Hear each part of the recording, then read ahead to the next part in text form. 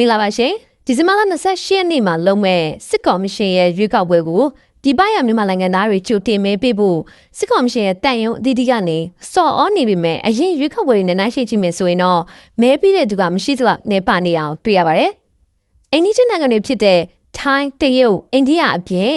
ကိုရီးယားမလေးရှားစင်ကာပူဂျပန်နဲ့အမေရိကန်ဩစတြေးလျတို့မှာရှိတဲ့တန်ယုံတွေမှာကြိုတင်မဲပေးတာတွေကိုလှုပ်ဆောင်ခဲ့တာပါ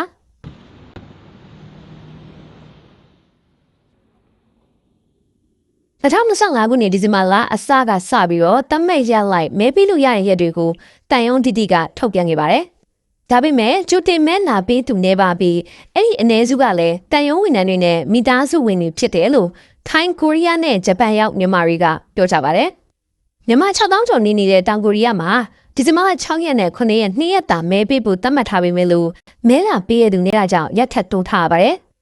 ရှင်းနေကနေ12ရက်နေ့ထိစစ်တပ်လက်အောက်ခံတန်ယုံကမဲပေးနိုင်တဲ့ရက်ထပ်တိုးထားသလိုတစ်ဖက်မှာလည်းပဲတန်ယုံနားမှာပဲကိုရီးယားရောက်တော်လိုင်းအင်အားစုတွေကစစ်တပ်ရွေးကောက်ပွဲကိုစန့်ကျင်ကြောင်းဆန္ဒပြတာရှိနေပါတယ်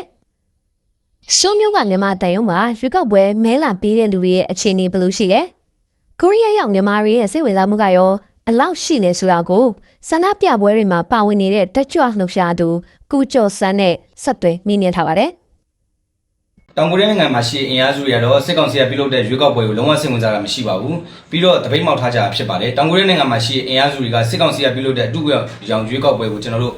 စန့်ကျင်ကြဖို့ကန့်ကွက်ကြဖို့တပိတ်မောက်ကြဖို့စောနေရဖြစ်လို့တောင်ကိုရီးယားနိုင်ငံမှာရှိအင်အားစုတွေလည်းစစ်စစ်လုံးလုံးညီညွတ်ညွတ်နဲ့ယနေ့တိုင်အောင်တပိတ်မောက်ထားကြတာဖြစ်ပါတယ်ပြီးခဲ့တဲ့စနေတနင်္ဂနွေနေ့မှာကြိုတင်မဲတွေပေးဖို့ဆိုပြီးထုတ်ပြန်ထားတာရှိပေမဲ့တနေ့မှာမဲပေးလို့10ရောက်15ရောက်တဲ့ပုံမရှိပါဘူးစန့်ကျင်ဆန္ဒပြတဲ့လူအုပ်တွေကတော့ကျွန်တော်တို့မျိုးသီးသီးမှာစန့်ကျင်ဆန္ဒပြနေကြဖြစ်ပါတယ်တနင်္ဂနွေနေ့စနေနေ့တနင်္ဂနွေနေ့မှာ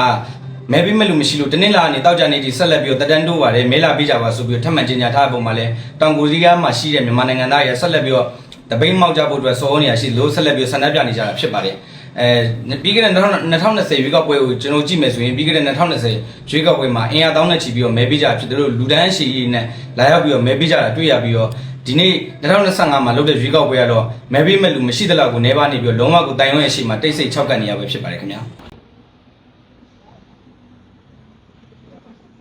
ဒါကဘူးမှာရှိတဲ့မြန်မာတိုင်ဦးမှာလည်းဒီဇင်ဘာ6ရက်မနက်ပိုင်းကနေစတာလုံခြုံရေးတိကျထားပြီးတော့မဲဆပေးကစား2နာရီတွင်းမှာလူ25ယောက်လောက်မဲလာပေးခဲ့တယ်လို့ AFP သတင်းတစ်ပုဒ်မှာဖော်ပြထားပါတယ်။နိုင်ငံတိုင်ဦးမှာလူဝင်ထွက်ရှိတဲ့နောက်ထပ်အကြောင်းရင်းကတော့ passport သွားထုတ်ယူသူတွေဖြစ်တယ်လို့အလုပ်သမားရေးလှုပ်ရှားသူတွေကပြောပါတယ်။ထိုင်းနိုင်ငံချင်းမိုင်မျိုးကမြန်မာကောင်စစ်ဝင်ရုံးမှာလည်းမဲလာပေးတဲ့လူအလွန်နေပြီးတော့လာတဲ့လူတွေထဲမှာလည်းစစ်ကော်မရှင်နဲ့ပတ်သက်ဆက်နွယ်နေတဲ့လူတွေပဲလို့ကောင်စစ်ဝင်ရုံးနဲ့နှီးစပ်သူတယောက်ကပြောပါတယ်။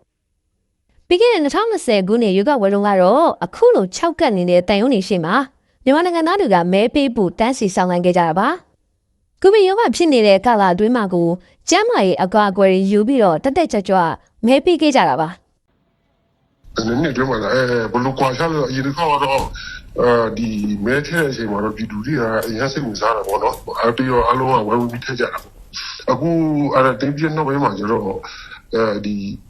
တီးနေပဲအလုံးမြင်နေပဲနော်လူဟိုမယ်ဆိုတော့အနေရပါတီတော့မှပြည်သူယူတဲ့ပါတီတော့မှသူတို့ကနာသိနေဆိုတော့အခုတခါပြန်ပြီးတော့လုပ်တဲ့ယူကောက်ပွဲဆိုတော့ဒီများတွေကတော့လက်ခံမှာမဟုတ်ဘူးပြည်သူတွေကလက်ခံမှာမဟုတ်ဘူးနော်ပြီးခဲ့တဲ့2020ခုနှစ်ရွေးကောက်ပွဲမှာပြည်ပရောက်မြန်မာနိုင်ငံသားတွေကျွတ်တင်မဲပေးခွင့်ရှိရသူ3,900ကျော်ရှိရတဲ့မှာ9,000ကျော်ကလာရောက်မဲပေးခဲ့တယ်လို့ရွေးကောက်ပွဲစောင့်ကြည့်လေ့လာသူတွေကခန့်မှန်းထားပါတယ်။ NLD ပါတီအပါအဝင်အတိုက်ခံပါတီတွေမပါတဲ့အခု2025ခုနှစ်ရွေးကောက်ပွဲမှာပြည်ပရောက်မြန်မာနိုင်ငံသားတွေရဲ့ကျွတ်တင်မဲတွေကိုတော့လာမယ့်ဒီဇင်ဘာ28ရက်နေ့မတိုင်ခင်2ရက်အလိုဒီဇင်ဘာ26ရက်နေ့မှာကြေညာသွားမှာဖြစ်ပါတယ်ရှင်။